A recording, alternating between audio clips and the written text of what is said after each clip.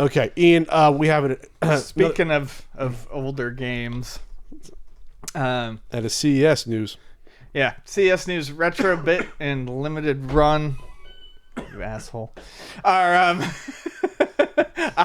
gonna hit it first. Are putting out a re-release of Metal Storm. Humorously, I called this. I called it. After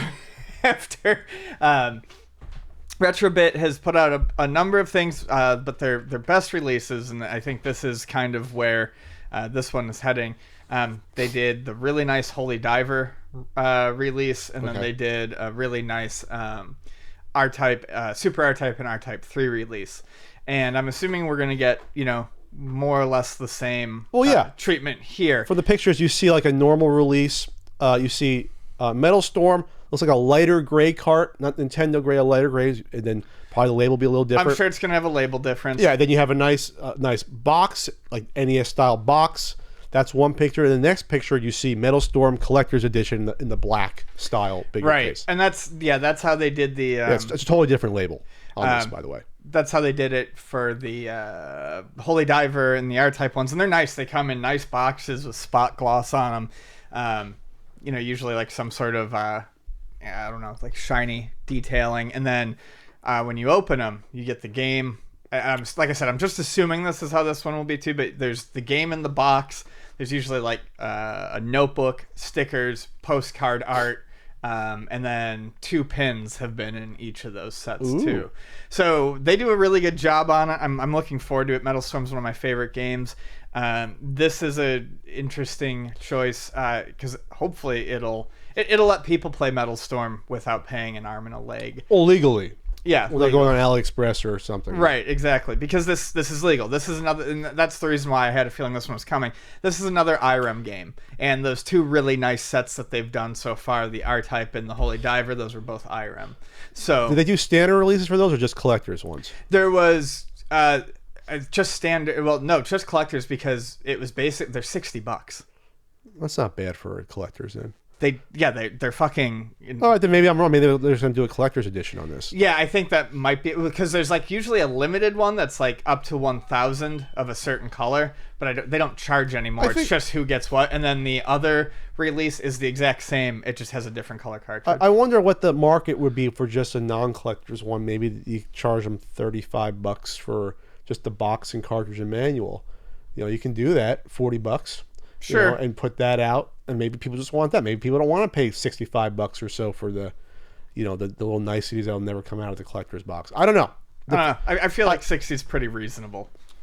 Yeah, but again, maybe not everyone wants that stuff. Maybe you want a standard one just to play the cart at that point. I don't know. I'm just spitballing. So the relationship with Limited Run, it's also online at Castlemania. I never actually heard of Castlemania. Castlemania Ryan. Oh, good dude.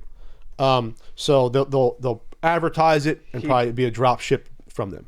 He's I could be wrong, but I believe Castlemania Ryan is also part of what happens with the Retrobit stuff. Oh, he helps do the project. Yes, because they're basically, from what I can tell, they were always sold through him. Okay. But anyways, yeah, it's good stuff, and I'm looking forward to it, and I hope that they have the IREM license, so I don't know. Can we get Skoon with the little light in the corner? Do they still have the rights to Skoon? Let's see. Was that IREM? No, they didn't develop it, but they might still have the rights to it. Oh, right. That was like Home Data or one of those smaller companies. Gotcha. I love me some Skoon. Was that a good Pat the NES Punk video, Skoon? That's a deep Pat the NES Punk cut. That is a deep no one cut. brings up Skoon. See, when you say, Pat, you did 50 videos, you got to remember stuff like Skoon and weird ones like Commando in there, because that helps flesh out the library right there. Let's see. We're not counting Super Nintendo. Let's just look at a certain NES Guide app that is getting totally overhauled, by the way. That's why I never...